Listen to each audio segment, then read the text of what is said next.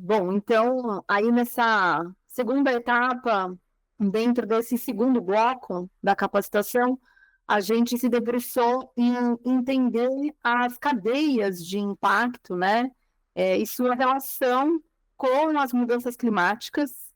Então, pudemos fazer de maneira prática em exercícios, junto com Pedro Camarinha, que é do CEMADEM, que também trouxe toda esse referencial teórico e prático para quais eram as medidas adaptativas possíveis e as formas e fontes de financiamento climático para transformar aquelas propostas que a gente identificava a partir, né, das cadeias de impacto, entendendo quais são os impactos e quais seriam as medidas correspondentes para cuidar de cada um daqueles impactos identificados. Então, entendemos quais eram as possíveis formas e fontes de financiamento. Então, tendo essa visão, né, global sobre mudanças, essa aplicação na bacia hidrográfica, a compreensão do passo a passo do procedimento, do entendimento de como chegar nas propostas a partir desta lente climática, a gente passou, então, a trabalhar em grupos específicos para desenvolver esses projetos, e para isso, então, a gente organizou uma assessoria técnica que acompanhou, então, cada um dos grupos de trabalho. E aí eu vou mostrar isso aqui um pouquinho mais para frente. E finalizamos esse processo todo com um seminário, no qual o Bom Filho participou e que tivemos a oportunidade, então, de nos conhecer e chegar, então, aqui até esse convite de estar hoje aqui com vocês. Esse processo todo que eu comentei, então, ele está, vamos dizer, lastreado numa apostila que traz, então, todo esse conteúdo de maneira bastante didática e técnica, com uma série de links, vídeos, uma maneira bastante, vamos dizer, interativa e aprazível, né, de ser percorrida. Então, o curso contou com o desenvolvimento dessa apostila. E aqui, sintetizando, né, de uma outra forma, aquilo que eu trouxe no primeiro slide, esse passo a passo, né, que foi percorrido com todos os participantes partir desse cenário global, de entender os riscos e as vulnerabilidades no planejamento climático, o que acontece em cada local específico da bacia. A bacia ela tem dimensões vultuosas, né, e características específicas que trazem singularidades para cada uma das subbacias que requerem tratamentos distintos. Então, a gente entendeu, né, essa a leitura do território, das suas peculiaridades, quais seu arranjo histórico, sua ancestralidade, e suas demandas específicas, como é que em cada um dos territórios, então, a gente, retomando um pouco, então, do ponto que nós estávamos, né? Vou trazer aqui algumas informações que é um pouco chovendo molhado, porque imagino que vocês já saibam dessas questões de olhos fechados, mas vale destacar sempre, né, que onde a bacia do Alto Tietê está inserida, que é a bacia do Paraná, é um território com grandes conflitos, né?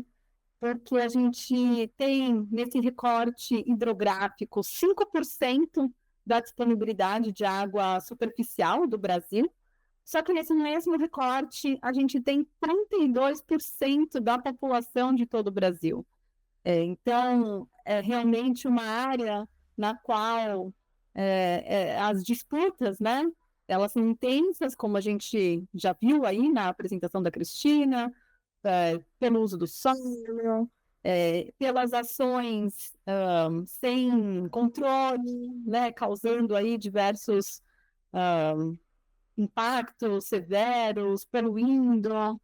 Então, a gente tem esse cenário do abastecimento, né, bastante prejudicado por essa situação toda, e com o nosso cenário de mudanças climáticas, toda essa questão da gestão dos recursos hídricos, ela vai se tornando cada vez mais desafiadora.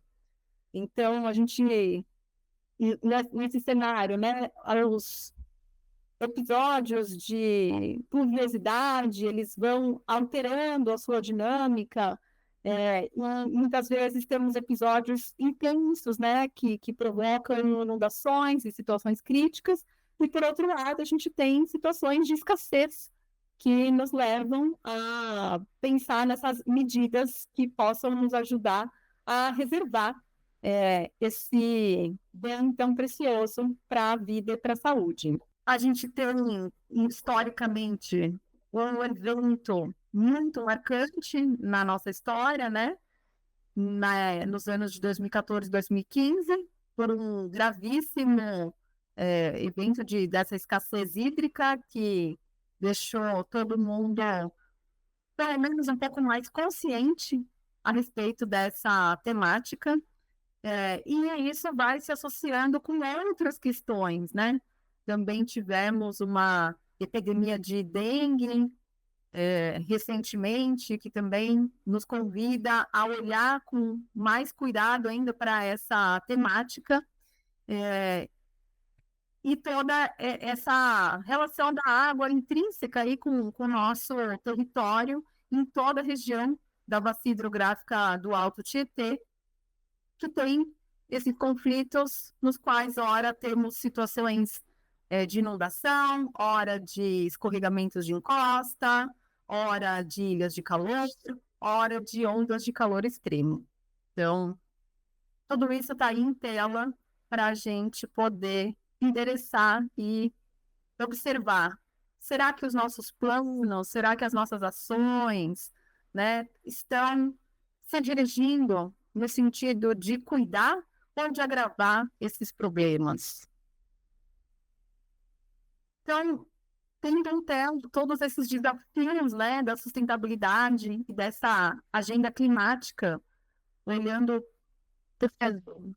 para o planeta como um todo, a gente foi descendo, como eu comentei, a escala, né, e olhando cada vez mais para o contexto local, e inclusive observando um pouco as nossas ações, né? Então, num primeiro momento, a gente convidou os participantes da capacitação a fazer um exercício por meio do instrumento metodológico da pegada ecológica, para que a gente pudesse perceber ali que as nossas decisões do dia a dia, elas têm o potencial, sim, né, de impactar positivamente ou negativamente em todas essas questões. Claro que decisões políticas, a atuação das grandes empresas, tem um papel de altíssima relevância nesse cenário todo, o qual a gente precisa estar atento e cobrando, né, essa atuação ética e esse envolvimento. Mas também cabe a nós entender a nossa parte individualmente nesse processo todo. E quando a gente também individualmente se conscientiza e compreende melhor essas relações, também nos dá uma força maior para cobrar, né? Quando nós mesmos estamos fazendo a nossa parte, então nos dá uma força maior para cobrar de quem não está fazendo adequadamente. Então foi importante fazer esse exercício com os participantes da capacitação. Como eu comentei também, a observar, né, a localização dos objetivos de desenvolvimento sustentável e dos diversos instrumentos de planejamento de cada território que já existe, né, já está em vigor, mas compreender se eles estão colaborando ou não para essa gestão mais eficaz, considerando essa lente climática, né? Então, para isso, a gente foi entender indicadores, componentes, escalas de trabalho, passamos pelos diversos conceitos e definições, estratégias de enfrentamento às mudanças climáticas e buscando sempre essa redução da vulnerabilidade socioambiental. E esses exercícios foram feitos, então, para o território de toda a bacia. Aqui está uma imagem que mostra, assim, como a gente convidou, né, que cada grupo de trabalho fosse olhar para o seu território e identificar dentro dos municípios quais eram os instrumentos existentes de planejamento. Então, o plano de mobilidade, o plano diretor, o sistema de defesa civil, os mapeamentos de risco. Será que eles estavam já desenvolvidos, considerando todas essas vulnerabilidades e considerando essa lente climática?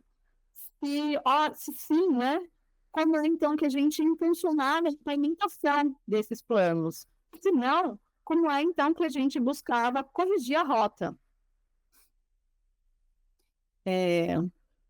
Avançando no que a gente foi estudando e treinando juntos, né? Está aí um pouco do exemplo da cadeia de impacto que eu comentei lá no início, que a gente desenvolveu durante a capacitação, que ajudava muitos participantes a compreender a origem de cada efeito, e sabendo, então, dessa linha de precedência, entender ali nas minúcias que ações que poderiam ser mais eficientes, eficazes para cuidar daquilo que estava acontecendo. Então, exercitamos isso nos diversos territórios, e foi um instrumento bastante rico, que ajudou a aprimorar essa capacidade de planejamento com essa lente climática.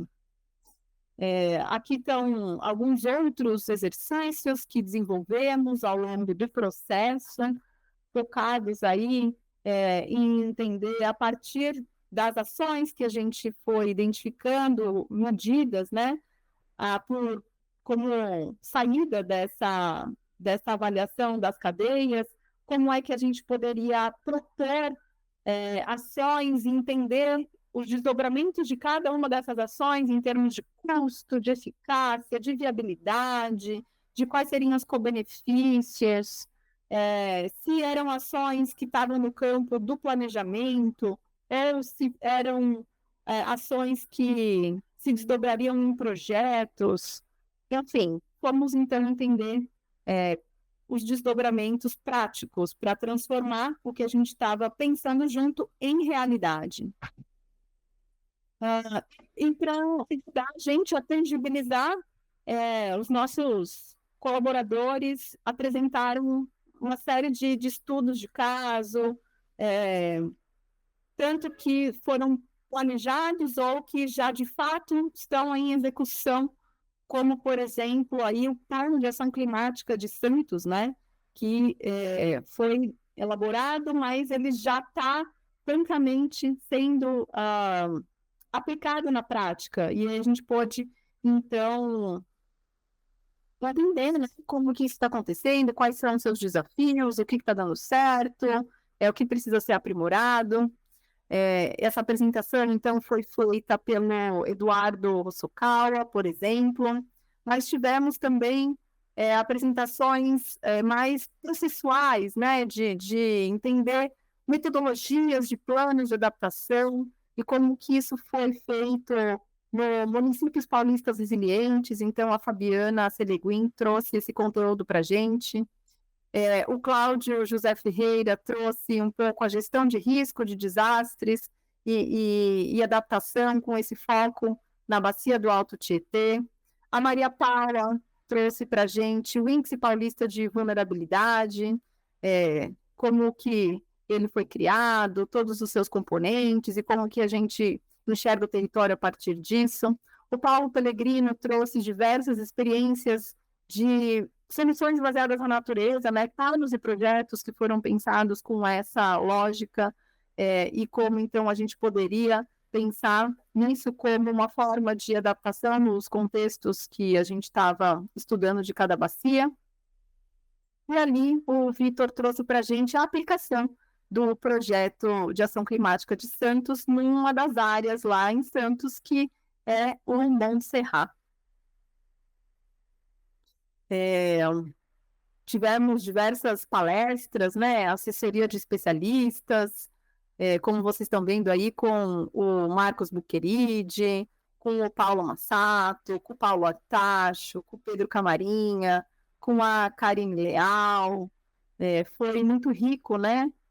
Poder receber a contribuição de todos esses especialistas que estão aí se debruçando nessas temáticas há muito tempo. Assim como saber do próprio agente financiador, né? Ali o FEIDRO, dentro da FABAT, como que está acontecendo o financiamento desses projetos. Então, a Beatriz Vilera, que cuida dessa temática, também trouxe esse detalhamento para a gente poder entender como transformar cada um desses pensamentos em realidade. E foi nessa etapa, então, de assessoria técnica que a gente foi cuidar de ajudar os grupos a desenvolver esses projetos que pudessem ser, de fato, aplicáveis e financiáveis. Para isso, a gente montou grupos com participantes tanto da própria capacitação quanto externos, que eram fundamentais, né, agentes fundamentais para poder transformar cada um dos projetos em realidade. E aí, primeiro fizemos um documento consubstanciando tudo aquilo que foi pensado por cada grupo, e esse documento foi submetido à análise desse grupo de especialistas que está aqui com a gente: Paulo Pellegrino, José Schutzer, Ana Carolina Câmara, da GIZ, Riciane Pombo, da Guajava, Felipe Chaves, da FCTH, Grace Pedro, lá de Santos, Natan de Bortoli, que é um consultor independente, o Eduardo Trani, da Secretaria de Habitação, o Armin, da GIZ também, a Jussara Carvalho, assessora de mudanças climáticas da CEMI, o Samuel Barreto, da TNC, e a Luciana Travassos, da UFABC. Então, pessoas com bastante experiência que puderam ler cada um dos projetos que foram desenhados e dar dicas, né, para o aprimoramento. Então, contando todo esse processo que nós fizemos na capacitação, para chegar até aqui esse resultado final, né? Cada um, então, dos grupos de trabalho que desenvolveram suas propostas estão aqui ilustrados, né, nesse gráfico, para o qual eu hoje quero destacar justamente o Plano Estratégico de Adaptação às Mudanças Climáticas para a Bacia Hidrográfica do Ribeirão dos Cristais, que foi desenvolvido pelo Grupo de Trabalho 5, e que tem, então, toda a conexão com o que está sendo trazido aqui hoje. E para poder contar um pouco do resultado, então, desse trabalho especificamente, eu vou chamar o Pedro, que vai trazer esse detalhamento para a gente.